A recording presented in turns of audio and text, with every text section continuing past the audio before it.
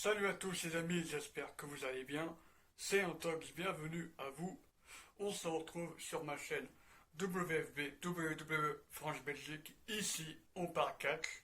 Comme vous l'avez vu dans le titre, je vais faire un top 10 des meilleurs matchs de l'année à la WWE en 2021. C'est parti les amis. Bon les amis, j'ai pris des notes, comme lors du dernier top que j'ai fait. Alors, avant de dévoiler mon top 10, je vais balancer quelques morceaux honorables qui auraient pu figurer dans mon top 10. Mais voilà, c'est des matchs qui sont beaux, mais qui pour moi auraient pu figurer dans mon top 10, mais il manque quelque chose en fait. J'ai envie de commencer par Karl Cross contre Finn Balor à NXT TakeOver Stand and Deliver. Alors pourquoi j'ai mis en mention honorable celui-là, ce match-là? Pour une raison qui est assez simple, c'est la hype autour de ce match, en fait. On savait tous que Karl Cross allait gagner ce match, il allait reprendre le titre. Quand on voit ce qui s'est passé derrière avec son règne, en soi c'est un très bon match sur le papier, mais quand tu vois ce qui s'est passé juste après, comment il a été traité au main roster, en tant que champion, ça fait très mal. Après, ça reste un très bon match, il n'y a pas de souci. Mais le problème, c'est que c'était prévisible. C'était sûr que dès son retour sur le ring, il allait battre Finn Balor. C'était sûr, en fait. Alors, Raquel Gonzalez contre Yoshirai, pareil, lors du même show, NXT TakeOver Stand and Deliver. Alors, j'ai bien aimé ce match aussi, pour une raison qui est assez simple. Le niveau de catch des deux catcheuses qui était incroyable. Il y a eu un suspense incroyable durant ce match. Il y a eu des spots. À un moment, il y a eu le Shirai qui a utilisé le titan trop pour sauter. À un moment, il y a eu un match, il y a eu un spot brutal de Raquel Gonzalez sur Yoshirai. Enfin bref, c'était incroyable. Il y avait beaucoup de suspense, il y avait des spots assez dangereux, et ça s'est terminé avec la one up pour de Raquel Gonzalez sur Yoshirai, qui permet à Raquel Gonzalez de remporter le titre. Mais c'était un bon match, mais pour moi ça ne figure pas dans le top 10. Alors, Cesaro contre Seth Rollins à WrestleMania. Alors, WrestleMania 37 qui s'est déroulé, je le rappelle, en 2 nuits, tout comme NXT TakeOver Stand and Deliver. Alors, Cesaro contre Rollins, c'était un bon match, il n'y a pas de souci là-dessus. C'était un très bon match. J'ai adoré la mise en avant de Cesaro. J'ai adoré la connexion qu'il a avec la foule lors de WrestleMania 37.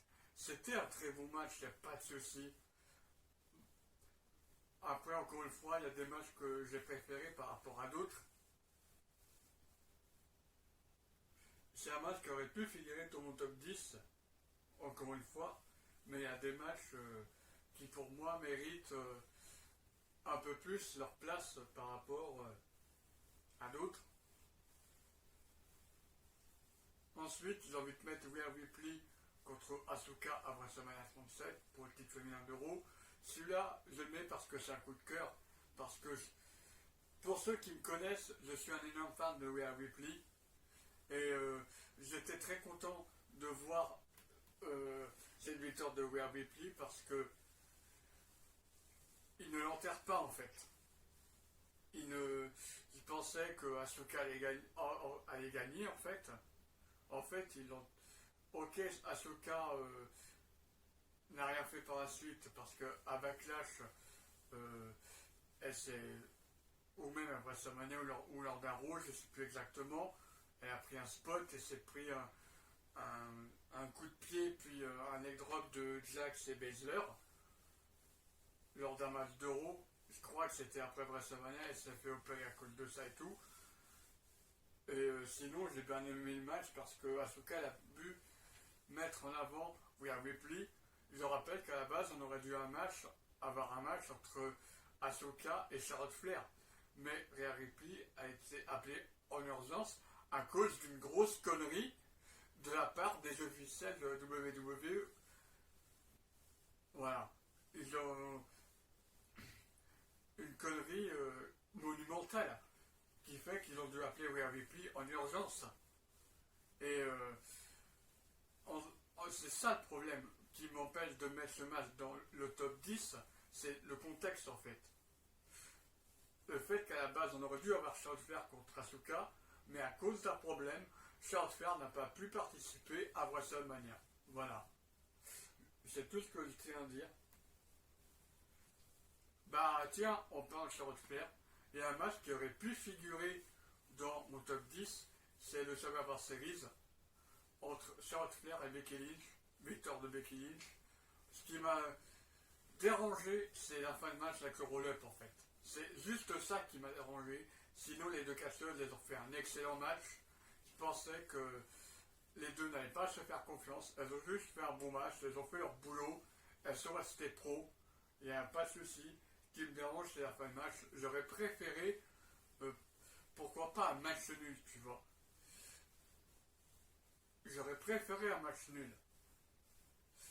On donne aucun point aux deux équipes.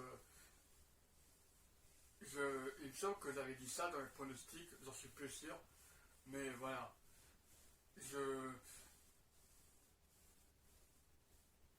J'en suis plus trop sûr, mais voilà, j'ai bien aimé en tout cas la rivalité qui était personnelle avec les interviews et tout. J'en avais déjà parlé lors d'une précédente vidéo, mais voilà. J'avais bien adoré ce match. Maintenant, on va s'intéresser tranquillement au top 10 des meilleurs matchs de l'année.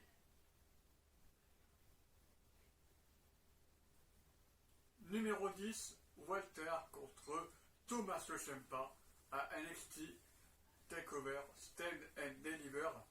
Alors, j'ai adoré ce match pour une raison simple. La confrontation entre deux styles différents.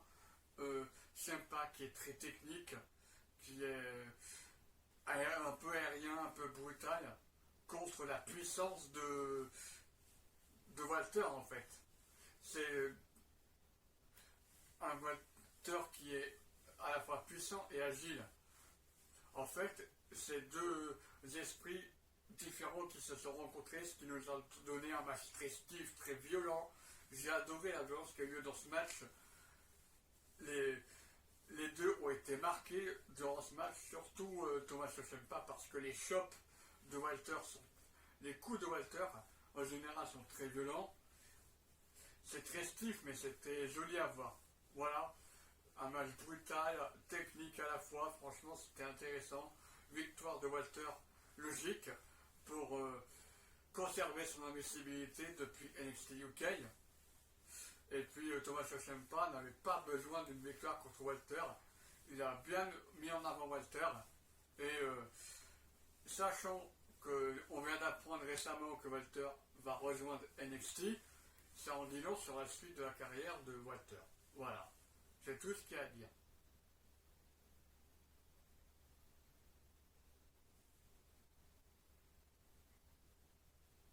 Adam Cole contre Kyle O'Reilly. Encore une fois, NXT TakeOver Stand and Deliver. Deuxième match du show Stand and Deliver dans le top 10. Pour une raison simple, la rivalité qui était très bien construite.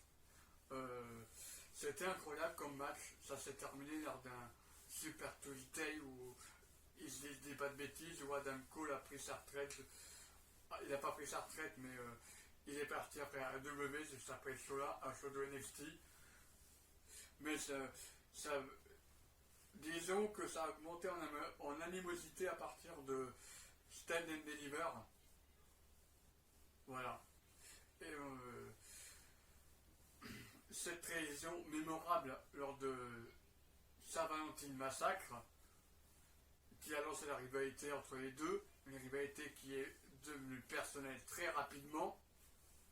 Et où Adam Cole s'est débarrassé des siens en fait, de Roderick Strong, de Bobby Fish, mais le problème qu'Anomaly ne s'est pas laissé faire, il s'est très bien défendu et ça nous a donné le droit à des bons segments, à des échanges de micro et un très beau match à Stand and Deliver, un haut-de-barre incroyable. On a eu droit à de tout, des bris de table, des coups de chaise. À un moment, il y a Adam Cole qui était enchaîné en fin de match et il ne pouvait rien faire. Il s'est pris une descente du coude, 1, 2, 3 terminé. On a eu le droit à des bons spots avec la chaîne, des étranglements, des... C'était un match barbare. Il faut absolument que vous regardiez ce match. Franchement, moi pour ma part, j'ai adoré ce match. Voilà. C'est l'un de mes matchs préférés à NXT pour ma part. Voilà, voilà les amis.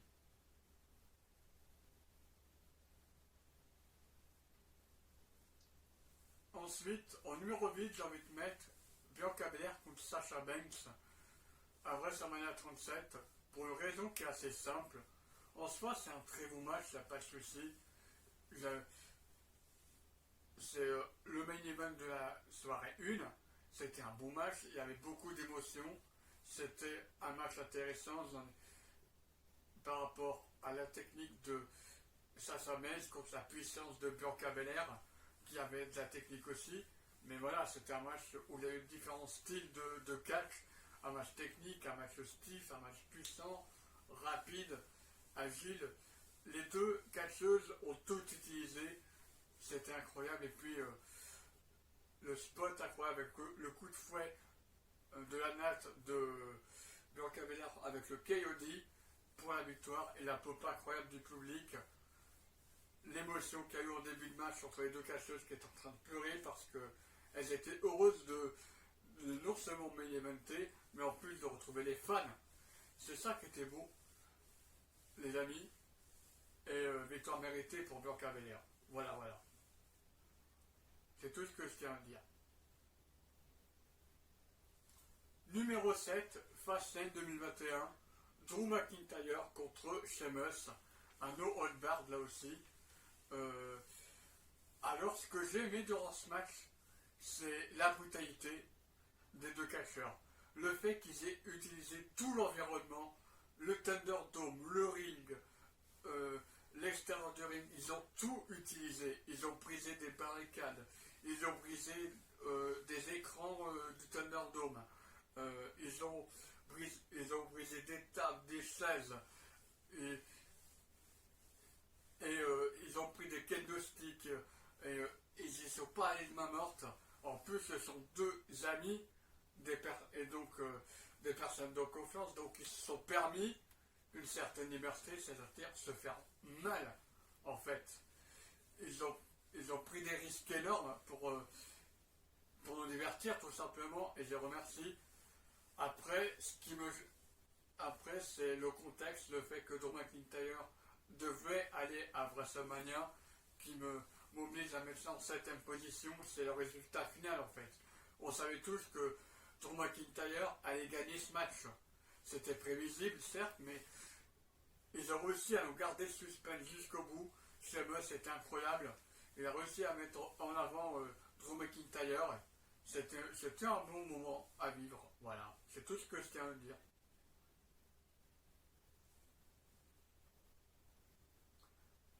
WrestleMania 37, encore une fois. Cette fois, on va parler de Damien Priest, Bad Bunny contre John Morrison et le Miz. Un match tag team incroyable qui m'a surpris. Vraiment, c'est un match qui m'a surpris. C'est surtout la performance de Bad Bunny. On va retenir que ça durant ce match, en fait. C'est la performance incroyable de Bad Bunny qui a vendu les prises de Morrison et du Miz, qui était chaud. Il a bien exécuté les prises. Notamment ce Canadian Destroyer incroyable sur John Morrison. C'était une dinguerie. Franchement, c'était une grosse dinguerie. Et c'était un spot, mais c'est un spot qui est mémorable en fait. Même le splash à la fin du match, le tag team avec Damien Priest, tout était parfait en fait. même sans entrer avec les lapins juste avant le match, Booker T, c'était incroyable en fait. Ce match, il était clairement fait pour les fans de Bad Bunny, parce que il y a des, parce que dans l'arène, il n'y avait pas que des fans de catch, les amis. Faut, faut bien se mettre dans le crâne.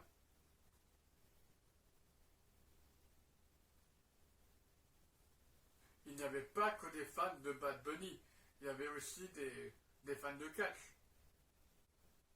Voilà les amis, c'est tout ce que je tiens à dire par rapport à ce match. Ça a été du fan service pour les fans de Bad Bunny, tout simplement. Cinquième match de mon top. Numéro 5. Numéro 5. Becky Lynch, Bianca Belair, Sasha Banks, 3 catcheuses à Crown Jewel. Elles avaient utilisé leur tenue normale en plus, ce qui est assez rare lors de shows en Arabie Saoudite. Et en plus, j'adorais le match parce que on avait le retour de Becky Lynch, on avait Bianca Belair et Sasha Banks qui se battaient pour récupérer le titre, en plus de raconter leur propre histoire personnelle à L2. Il y a Bianca Belair, Becky Lynch qui s'est greffé à ce mercenaire de la rivalité en squashant littéralement Bianca Belair. Et ensuite, il y a eu cette rivalité incroyable qui s'est terminée à WrestleMania 37. Et rien à dire, à Crown Jewel, pardon, rien à dire. Cette rivalité qui s'est terminée à Crown Jewel, rien à dire, très bon match, des spots incroyables, des coups de natte de Bianca Belair, des roll-ups, des tentatives de backstatement, de bankroll, de disarmer. À la fois il y a eu le roll-up pour la victoire de Becky Lynch, mais sinon, très bon match dans l'ensemble. Il y avait beaucoup d'intensité. Durant ce match, il y a eu beaucoup d'intensité. C'était un match qu'il faut regarder. Vraiment, il faut regarder ce match. Vraiment.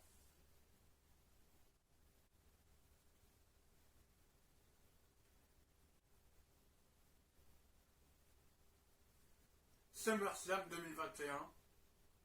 Roman Reigns contre John Cena. Alors, pourquoi je mets en quatrième position? Pour une raison simple, c'est un dream match que tout le monde voulait voir. Le chef tribal contre John Cena. Alors, autant le match à No Mercy était pas mal, parce que c'était deux top babyface, mais là, je voulais voir ce match pour une raison simple. Il y avait ce doute, est-ce que John Cena pouvait remporter un 17e titre? Est-ce que il va battre le chef tribal? Parce qu'il a fait un retour incroyable au Money in the Bank. Et aussi, il y a aussi le nouveau personnage de Roman Reigns qui est incroyable, ce qui nous a donné une très bonne rivalité. Et puis en fin de match, il y a eu le retour de Brock Lesnar en mode Ragnar Brock, comme il fait actuellement, en mode viking, bûcheron canadien. Et en plus, il est actuel champion de WWE, Brock Lesnar. C'est mérité pour ma part, j'en ai déjà parlé dans ma review. Alors, j'ai adoré le match pour une raison simple. Roman Reigns qui a dominé de A à Z John Cena, même si à la fin de match on a eu le droit à une révolte de Cena, un FU, 2 FU, 3 FU, un tentative de spear, contré avec un Superman Punch et un spear pour le compte de 3. Mais sinon, globalement, c'est Roman Reigns qui a dominé tout le match, et c'est ce que je voulais en fait. Que John Cena mette en avant Roman Reigns de la meilleure des façons possibles. C'était pas forcément un squash, mais voilà, une grosse domination de la part de Reigns, comme un peu lors de 2014 avec Brock Lesnar. Rappelez-vous, où Brock Lesnar a porté une quinzaine de souplesse à John Cena avant de lui porter un ou deux F5. Voilà les amis. Je mets en numéro 4 parce que pour le prestige de l'affiche et pour le booking du match, je mets ça en quatrième position.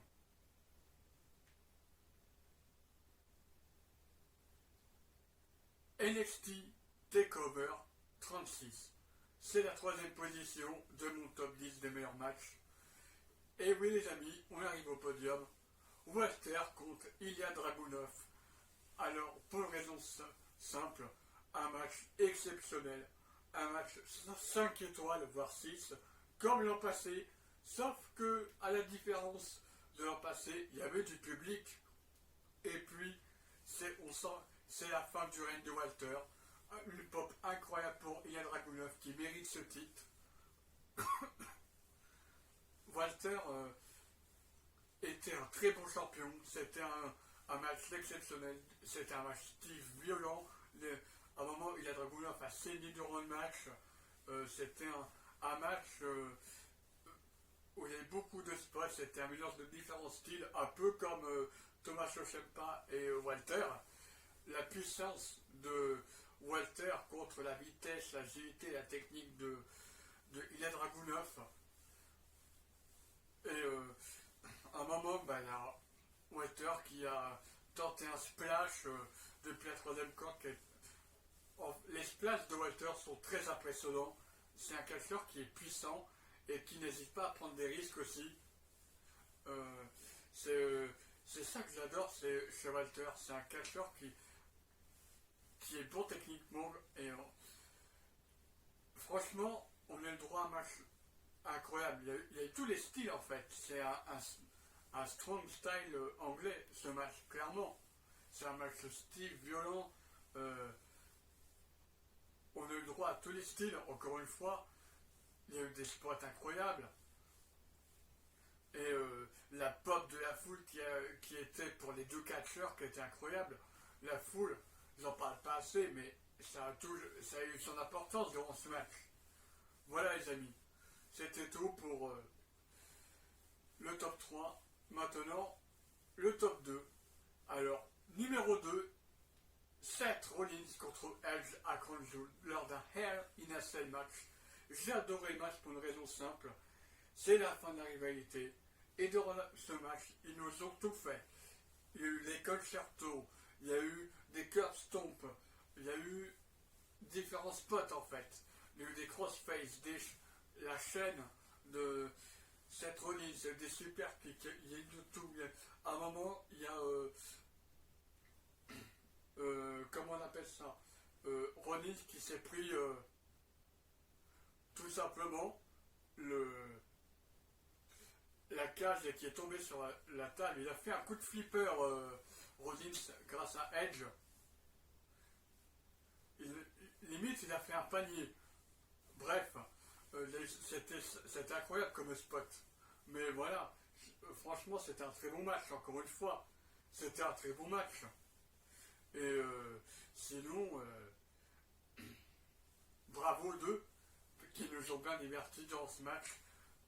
Edge, à un moment à la fin du match, il a remercié Seth Rollins. Bon, on l'a pas tellement vu, mais il a remercié, il a chuté à l'oreille. On suppose qu'il a remercié Seth Rollins parce que c'est une rivalité personnelle qui était incroyable. Le super kick avec la chaîne qui était violent, la chaîne avec le crossface, le curb stomp de Edge sur Rollins sur la chaise.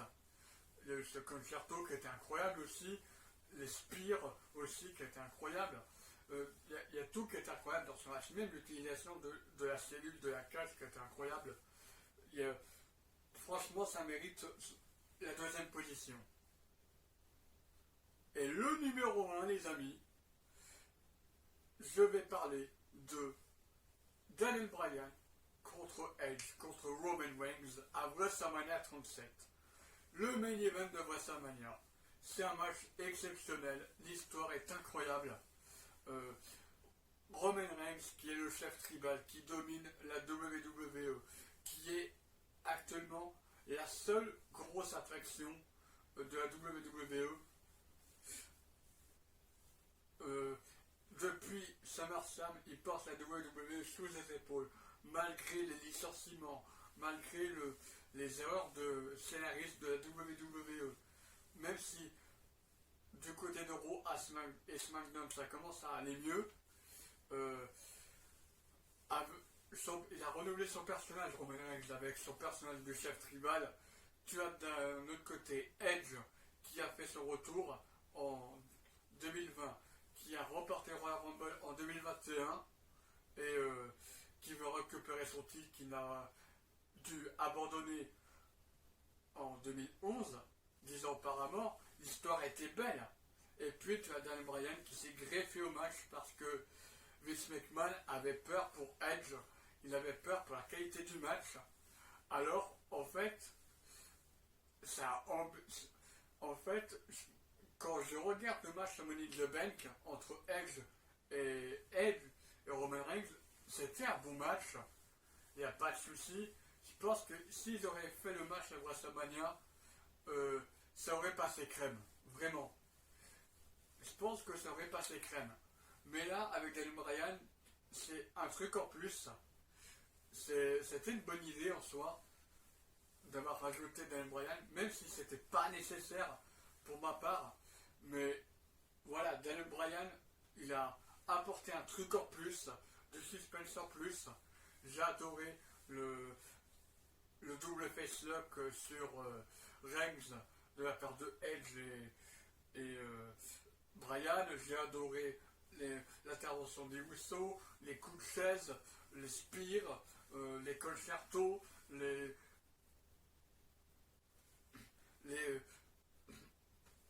running knee de Daniel Bryan sur Edge et Reigns.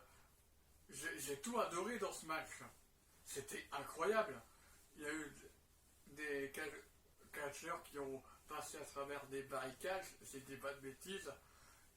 L'utilisation des tables, c'était incroyable. Et puis il y a eu ce spot final avec le concerto de Reigns sur Edge et le spot final avec Edge et Daniel Bryan qui sont tous les deux au sol avec Roman Reigns qui fait le tomber sur les deux en même temps. Comme ça, aucun des deux est enterré, ils sont au même niveau. Match et finale incroyable pour WrestleMania 37. L'un des meilleurs matchs que j'ai vu depuis un bon moment. À WrestleMania en tout cas. Mais c'est pour moi le meilleur match de l'année 2021 à la WWE. N'hésitez pas à donner votre avis dans les commentaires. Merci d'avoir regardé cette vidéo. C'était Antox Montana D sur la chaîne WFB WWE France Belgique. Ici, on a parlé catch. Prenez soin de vous. C'était Antox. C'est ciao tout le monde. Peace.